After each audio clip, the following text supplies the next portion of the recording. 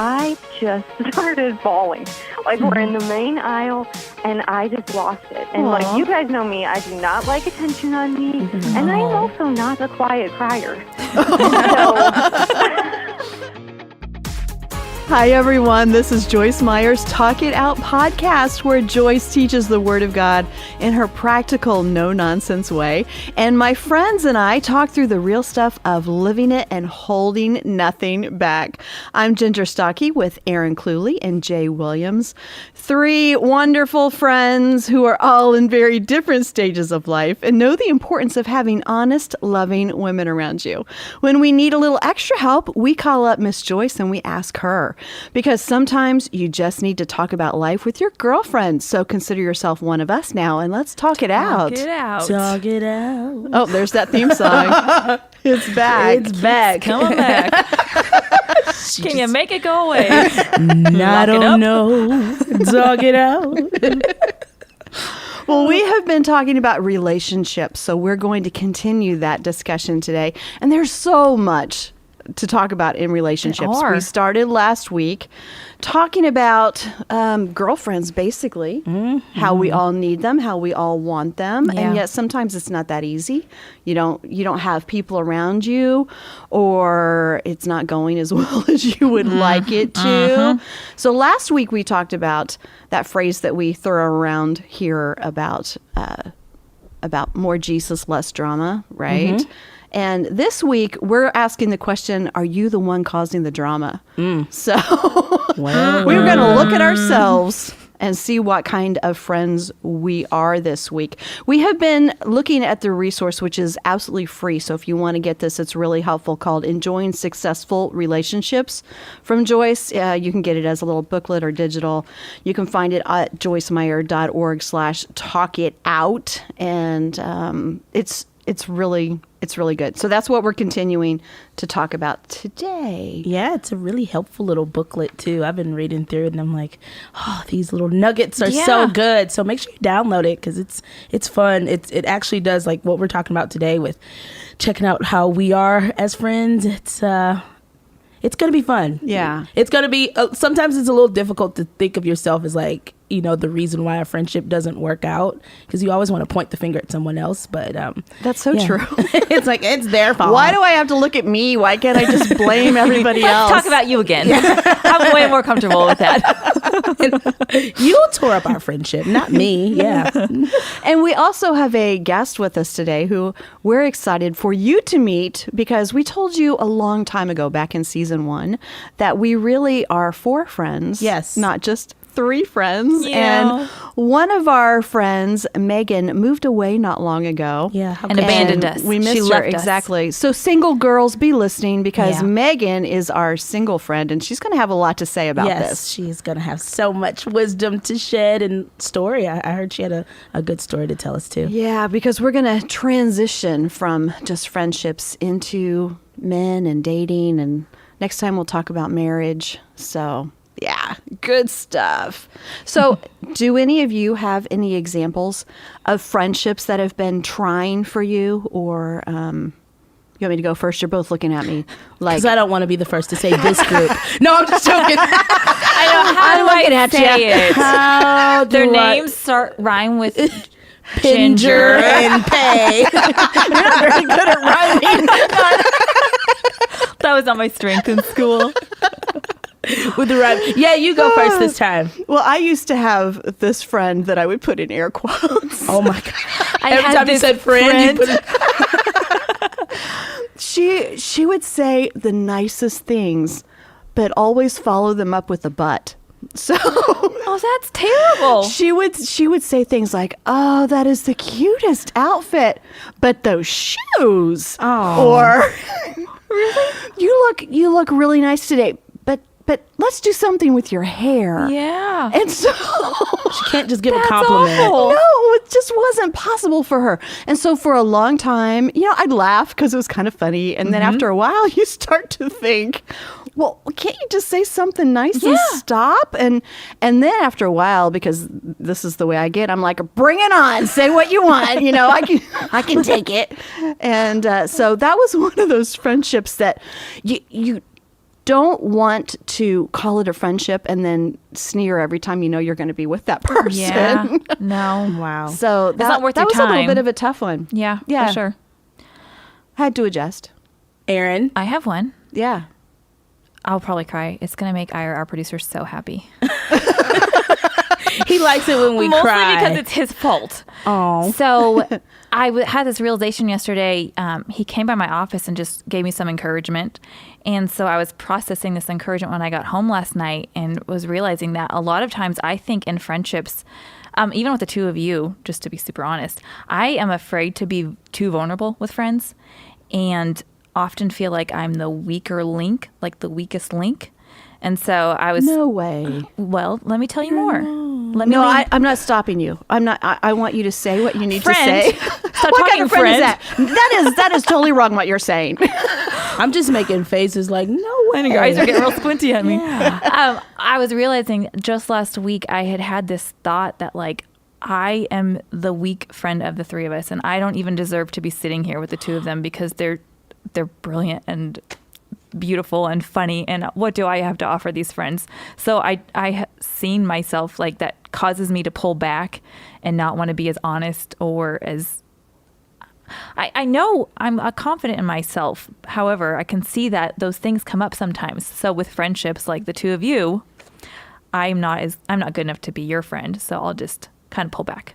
Oh my goodness. Well, okay. First of all, thank you. Seriously. Yeah. Seriously, thank you for sharing that, because I think every one of us feels that way. Yeah. I think we can all look at each other and say, you guys are both amazing. Joyce is obviously incredible. How can I be even connected? Even all of our friends that are listening, everybody just has so much to offer. And when I compare myself to anyone, I can say that. Yeah. So. Yeah. You are the person that keeps this friendship even kind of, you're like the heartbeat to it. You keep the party going. You always making sure that we're all staying connected, because both Ginger and I do have a tendency to kind of just like, well, I haven't heard from them. It's all good. And we just keep going with life. But you always are like, so guys, when are we doing something? Where are you? You are our glue. And so I love you so much. And you have so much to offer. I think you're brilliant. I think you're a creative genius. Honestly, I think you're really, really bright, and you have such an amazing gift of encouraging. So when I'm around you, I always feel better. I literally can walk around you and you find something nice to say about everybody. That's genuinely who you are. And so I feel better because you're my friend. I need you in my life. And I think everyone listening can hear that. Yeah. The things that you've been able to share on the podcast have been so authentic and so real and from your heart. And I think that's not only impacting Jay and me, but all of the other friends who are out there listening with us right now. That's and really nice. One of the reasons I love you so much is just because there is so much good and talent and love in you. It just exudes. It just overflows everywhere. And so, anyway. That's nice. I think while I was thinking about this, because I'm probably not the only one who has experienced this. Our friends listening are probably get it. That it is hard to be vulnerable sometimes in your relationships because you compare. When you get close to someone, there's that comparison or trying to figure out like what your footing is and where you fit into a relationship. And the enemy doesn't want us to have close friends, because when you in our relationships, for example, with each other, we encourage and strengthen each other because we're pushing each other towards Jesus and we're building each other up. Well, the devil's not going to like that. Right. So he's going to mess with us. Yeah, and definitely. So just to get in there. So I think it's important. important. And what you're doing here on the podcast too. Yeah. Yeah. He is not going to like what you're sharing here because it's helping a lot of people. Yeah. And let's be real. We're not the easiest people sometimes. No. You and Ginger? You and Jay? I know I'm not. We're kind of strong women, and you are too, Aaron. And so for all of us to be in this together, I think it's just a God thing. It's just kind of nothing short of a miracle. Exactly. Yeah. Exactly. And I've had people that ask, like, how are y'all so vulnerable on this podcast. Yeah. Like, I know you mentioned somebody asked, like, do you know that this goes on forever? Like, someone said, I can't believe the things you say. Do you realize that that'll be out there forever? It doesn't just disappear. No. It's like, yeah, we realize it. That's kind of the point. If we're not going to be real, we're not going to do it. Yeah, and that's what makes this friendship so strong, and that's why you all can join along with us, is because we are truly like it's kind of like walking on like shaky ground, but like thin ice. Like, okay, I'm gonna share it, here we go. Like, even if you saw like our body and then language, you hear the crack, and the ice falls through. It's like, and we just go for it. But that's why it's good to have good people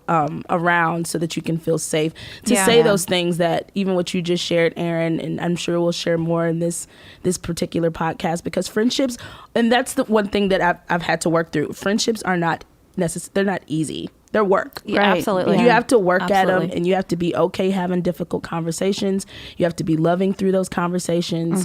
You have to know when not to speak, you know? So yeah, that's why this is healthy. Absolutely. Well, whether it's with friends or spouses or coworkers, family members, someone you're dating, whoever it is, we all have problems with people and our relationships from time to time. But how do you deal with those issues? So we're going to start now with what Joyce has to say about that. Most of our problems in life are with people. I mean, really, if you get right down to it, I mean, just think how much happier you would be if all the people would just do what you want them to do. And just behave the way you want them to behave. Now, we do have other kinds of problems, but there's just a lot of people problems. And so the first thing that I want to tell you is one of the ways that you can just save yourself a lot of misery, a lot of hardship, a lot of heartache, because I can tell you, you will have opportunity to be offended. There's no you might, you will. You will have people that will hurt your feelings. You will have people that will say and do things, and you just might think, what in the world is your problem? Now, believe it or not, and I actually believe what I'm getting ready to tell you, because I've had lots of experience with lots of people. I really don't believe that there's many people, and maybe there's nobody, who gets up in the morning and thinks, I just can't wait to see how many people I can make miserable today.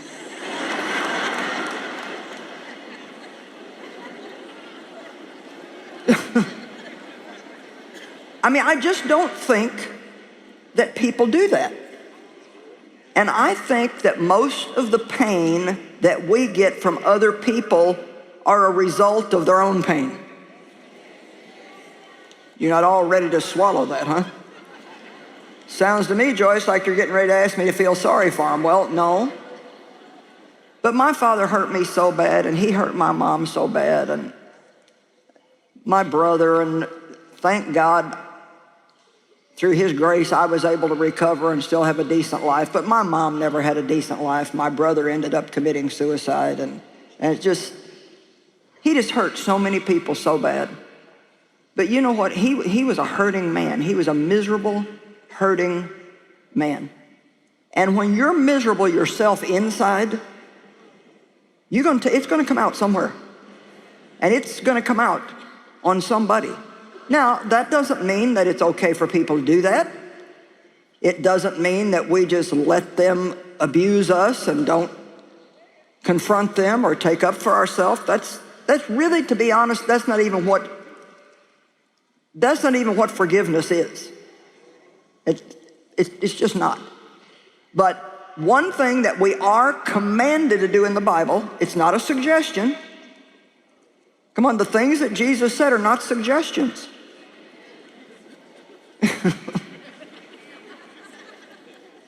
They're commandments, and not all of them are things that will keep us out of heaven if we don't obey them, because we're saved by grace through faith.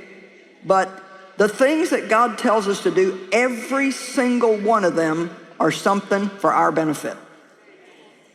Come on now. Every single thing that God tells us to do, He's not trying to make it hard on us. He's not trying to give us impossible things to do. Which most people would tell you that one of the hardest things that they ever have to do is forgive somebody who really hurt them really bad. Amen? And we just think it's not fair, and how could God ask us to do that, and on and on and on. But He's really trying to help us by doing that. And so, since we have all these people in the world, and we've already established that they're not all going to be nice to us, and then we see that there's a command that we have to love them. Now, I wish that the Bible said, love the people that are lovable. But it doesn't. We have to somehow learn how to love people that are very difficult to love. I love what she said. I wish the Bible said love the lovable. I know. Isn't there a version that says that? I wish it was. The New Standard J version, that's what it would say. Yes. I'm really good at loving easy people. I rock at that. Yeah. It's the ones that aren't so easy that cause a little difficulty for me. Well, that line that she said that of course we've heard from her many, many times, but it's so important to remember is that usually you're hurt because of the hurt in someone else. Right. Yeah. That's where it comes out. And I've had a relationship in my life that I have really seen turn around through remembering that, because it's been hard, and the things that are said or the things that are done, and they hurt you. You know, they kind of cut to your core, and then you begin to think about the motive, because I think motives are so much more important than what actually happens sometimes. The motive, if it's not specifically to hurt, if I can get to that point that I realize that and let go of that hurt, and that forgive thing that Joyce is talking about is really important. But I've had a relationship like that for years and years and years, and it hasn't changed. And I prayed and prayed, and it hasn't changed. But I had to change. Yeah. My shifting my perspective of our relationship and not being offended, telling myself, I'm going to be unoffendable. I'm going to be unoffendable. Yeah. And I'm not going to pass it along to someone else either, you know? Yeah. Those two things have really helped our relationships. It's much stronger. It's amazing how when you can shift your mindset, it is what it is. Yeah, right. But then it doesn't affect you so much. It won't destroy your day because your perspective is different. That's the key. Yeah. Is how am I going to respond? I can't change how they're going to act. Yeah. And that's what's helped me establish relationships now. I had to do this recently where a friend was just like, she's like, I don't trust you. And it was just based off of just false stuff that wasn't really me. And I knew at that moment, because my flesh wanted to say like, but that's not true. That's not that. I didn't. And then the Spirit just calmed me down and was just like, it's okay. Yeah. It's not your job to change her mind about you. Oh, that's important. He's just like, it's not. And then finally at the end of the conversation, I just said, you know what? I just don't believe we'll be friends. I love you, but I understand it's that hard. Everybody's not going to be my friend, and that's okay. I still love you. We can still, see each other, be cordial when we see each other, but it's okay. Yeah. I still love you.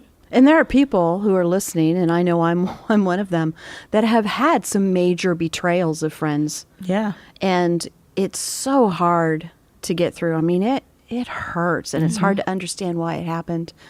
But to get to that point where you forgive is the really important thing, because if I hold on to it, I'm hurting myself. Yeah.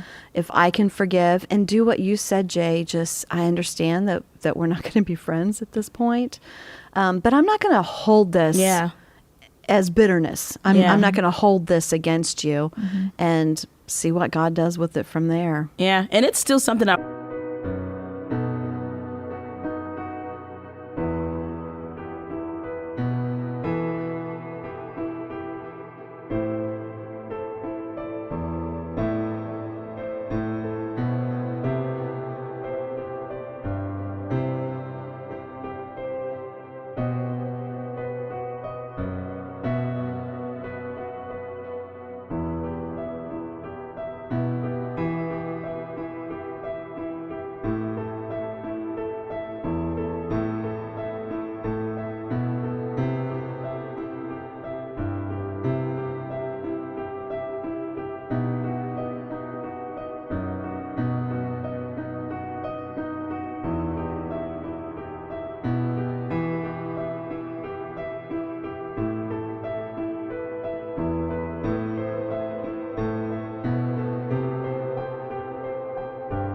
I'm working through, because I literally have to keep saying, like, if Jesus can say, forgive them for they know not what they do, forgive them for they know not what they do. Like, if he can do that, I can do that. I have a hard time saying goodbye to relationships just because as you grow in life, you can't keep all the friends you've ever had. It's just, you grow apart and there's a lot. It's too much. It's too many things. But like the guilt of letting go of one, like saying I couldn't make that one work any longer, makes me almost feel like I failed because I couldn't keep them all my little little friends chickens together. Yeah. Fishy friends. My fishy friends. Your fishy friends. Like that, not what we're I all meant. little guppies in your bowl of life. I give you all of my pot. My friend pot. It is hard. It's hard to keep up with friends. And it's interesting when you move or when you have major life transitions, what relationships you stay close to and what ones you don't. It is not always what you think. No, it's not. No. And it's hard to know how to navigate that. Yeah. So you take on a little guilt with that sometimes? I do. Is it because you feel like you're responsible for everyone's friendship? I do. But yet I'm not really good at like long distance friendships, for example, because I don't want to talk on the phone and it's just so much work. However, I do feel responsible. And if it doesn't work, then I failed that situation. Yeah. I had a friend when I moved away from Ohio to Missouri to work with the ministry. I had a really good friend, and she said, I'm just going to be honest with you. I am not good at staying in touch. So I've loved being your friend, but we're probably not going to be friends anymore. But did that relieve some pressure off of you? It did. Like, she is absolutely right. It's like, cool, that's what we'll do. But she was a good friend, but she understood the way, that she responds to people. And I respected that. Yeah. And I know if I needed her or she needed me, we'd be good, but I haven't talked to her in years. And are you okay with it? Well, yeah. I'm sure she's great. Yeah, because I still love her. Yeah. Yeah. That's just I really think I'm interesting. fine. I think I'm fine. Let us know. Well, I can't even imagine some of the hard things that people go through with friendships and how much it hurts them. And then they build up walls and other people can't get in to be friends, So that big question that we were talking about earlier is looking at yourself and asking those questions instead of what other people do to you. Yeah. It's those questions of, am I a good friend? Do we ever stop and look at ourselves for the source of the problem? Joyce is going to encourage us to do that in her special way. Okay, so now I got a question to put out to you. Because God's asking me this, so I'll just share with you. Are the people that you're having a hard time loving, are they really that bad? Or are you just maybe a little too picky?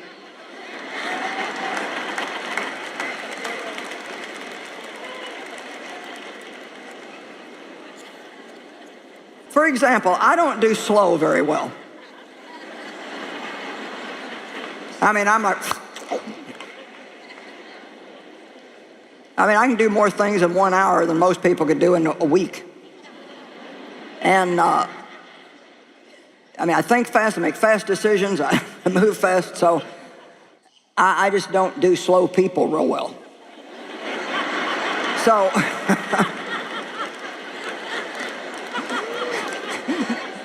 never mind, they're, usually not a lot nicer than me. But anyway, the point is so I'm just giving you that as an example, is that, I can get impatient. And it's not, I got some self-control now. I don't just rail all over everybody, but inside I'm like, how many in the building have at least learned to keep it inside?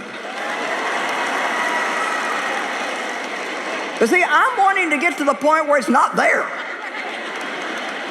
I don't want to have to swallow it down. I just don't want it to be there.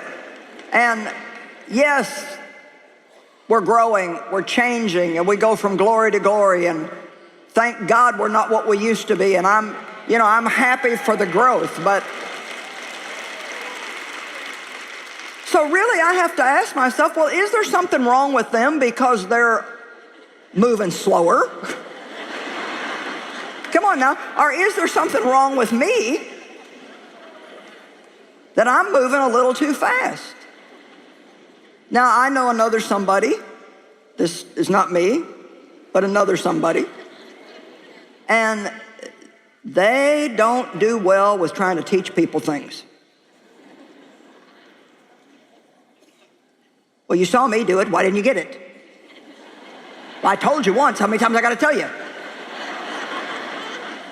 Well, I told you what to do and you still did it wrong.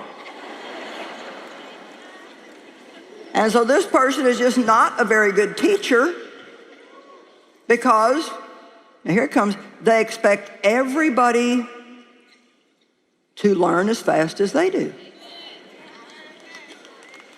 But everybody don't. And the thing we got to realize is if you have a quick brain, it's because God gave it to you. It's not because you're better than or smarter than or above. You got it as a gift from God, and He gave it to you for a purpose, but the purpose was not to look down on other people who aren't like you.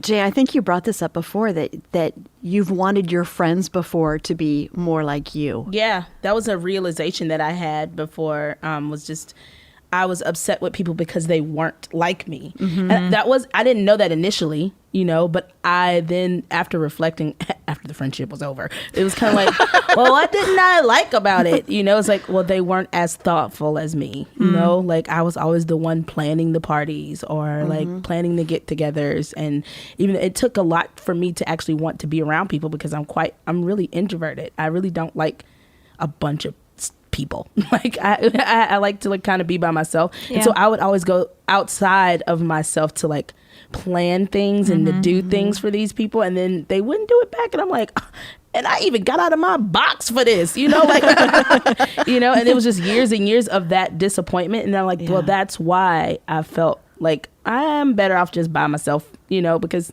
then I won't be disappointed that people can't be as awesome of a friend as me. Yeah. Because it's true. I'm great. She's right. True. She's right. You are awesome. Yeah, not that awesome though. It's really a good point. We do want people to respond the way that we would. That's how we understand life. Yeah. Mm-hmm. So we want them to act the way we would act, or we'd want them to act. Mm-hmm. And we're all so very different. It's true.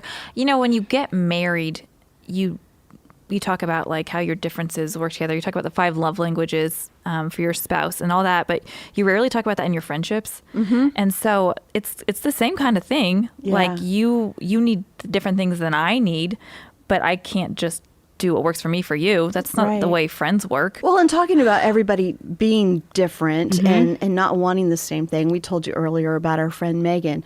And Megan is the sweetest, just funny and soft-spoken, and her personality fits in, I think, so well with ours because she's very different. Yes. Don't you think so? Oh, she is. She's such a good balance. She is. For us. And we need that. We do. We definitely need Megan in our life. So we're going to call Megan, and like we told you, she is our single friend who always has great input on everything. Mm-hmm. And so we're going to call Megan and ask her about this relationship question.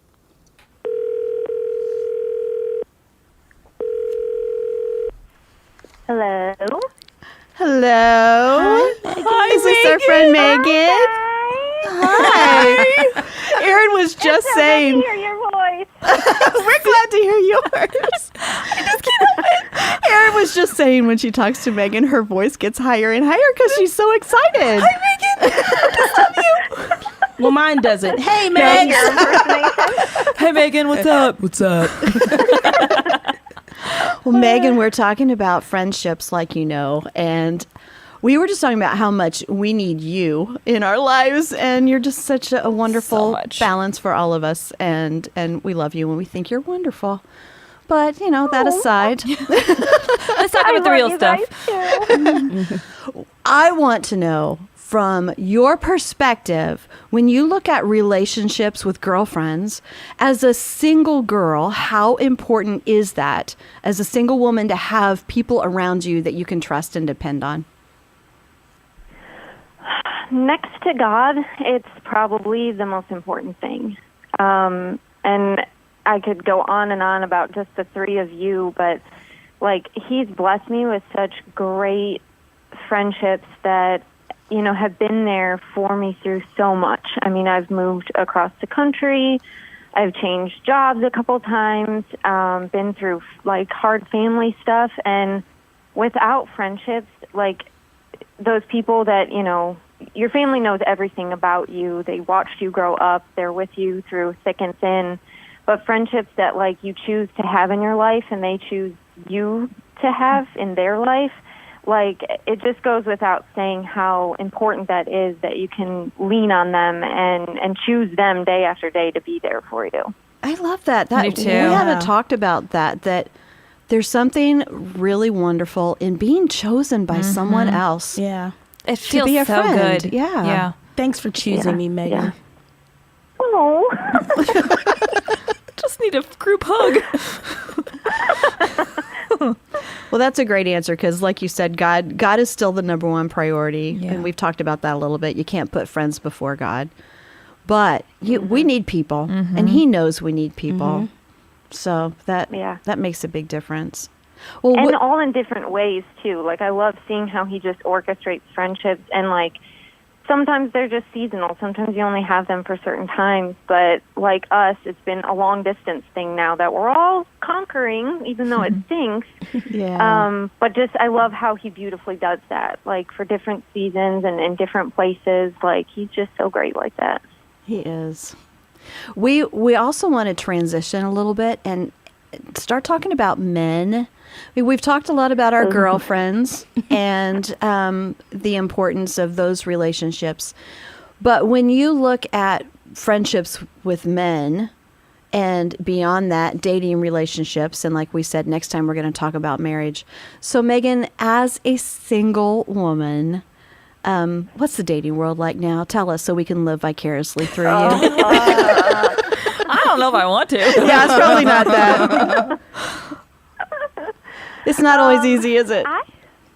No. I would say it's really challenging. I mean, I only know it for what it is right now, but I think social media and movies and television, like, it can make it really hard to have, like, an authentic, like, relationship with a guy, and even sometimes just a friendship, because there's that stigma of, oh, if you're married or if you're friends with a married guy, there's obviously something going on there. Not necessarily. I mean, don't get me wrong, sometimes things happen, but, like, based on things that I've seen and social media and just different friendships and everything, like, it can be really hard, like, just to be friends with a guy, and even if they are single too, like, you guys have different expectations of the friendship that may not always be communicated, to where you can end up not being friends because maybe somebody had feelings for someone else and they went unspoken. And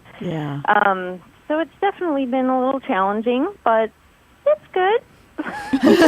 She's so optimistic.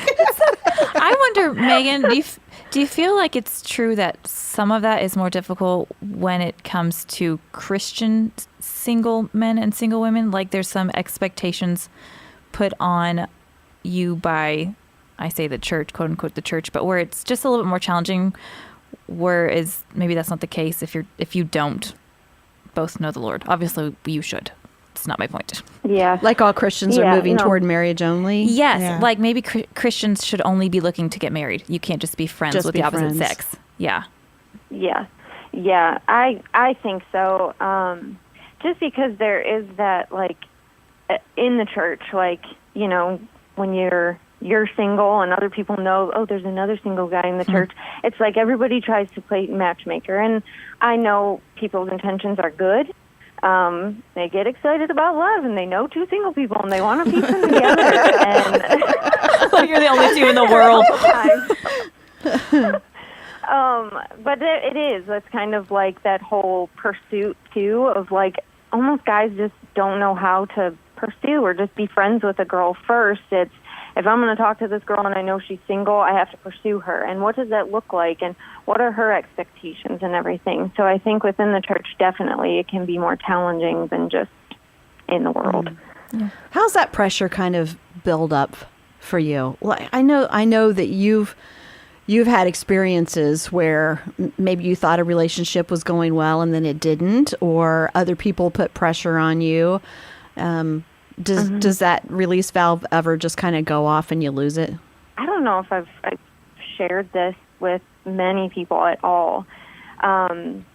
I've been talking to a guy, kind of like on and off dating, just getting to know each other. We'd gone out a couple times, and my mom and my aunt were coming to visit, and he knew that they were coming. And this was like at a point in my life where I was just super insecure, and kind of like that, I put all my eggs in one basket. I was just expecting things to work out with this guy because I'd heard good things about him, and that weekend came, and I didn't hear from him at all. And that wasn't, like, new to me, that it was kind of like that. Like, I'd hear from him, we'd go out on a date, wouldn't hear from him for a while. So the weekend came, he knew, like, my mom and my aunt were coming, and didn't hear from him at all. And we were shopping, we were in TJ Maxx, and my mom was like, I was really hoping to meet that guy. It sounds like you're starting to like him. And I just started bawling. Like, we're in the main aisle, and I just lost it. And, like, you guys know me. I do not like attention on me. And I am also not a quiet crier. So I'm, like, hands in the face, like, crying. And my aunt turns around, and she's like, what did you say? And so they both are like, what's wrong? And I said something along the lines of, like, why is it that no guy wants me? Or what is it about me that, like, no guy will commit to?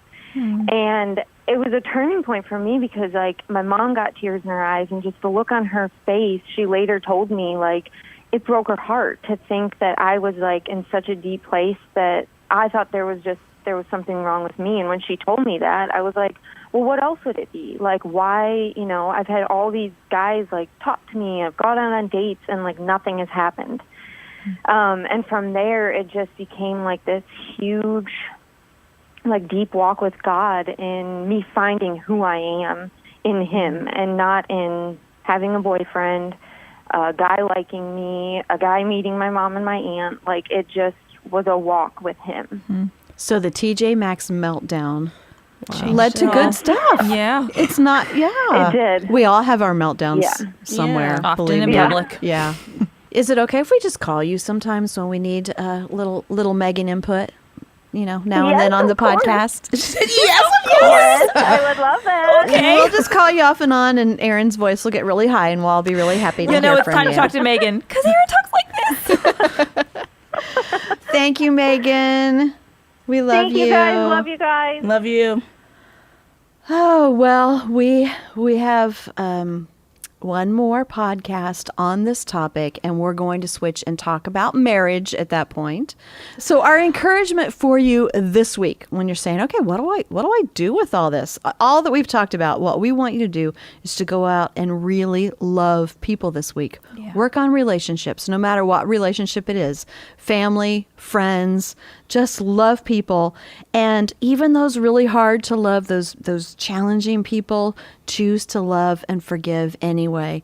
And then use hashtag Talk It Out Girls and let us know some of the experiences that you've had this week. I think it'll be good stuff. It will be. Well, don't forget, if you haven't heard all of the podcasts, if you want to catch up on some of the other things that we've done this season, you can do that. Go to joycemeyer.org/talkitout. And like I said, use that hashtag #TalkItOutGirls. Check out our Instagram stories, all the fun stuff, and get your husband stories ready, because that's what we're going to talk about next week. And Jay says, ha! It was like, yeah, a little more attitude. All right, we'll see you all next time. Bye. Bye. Friends. bye.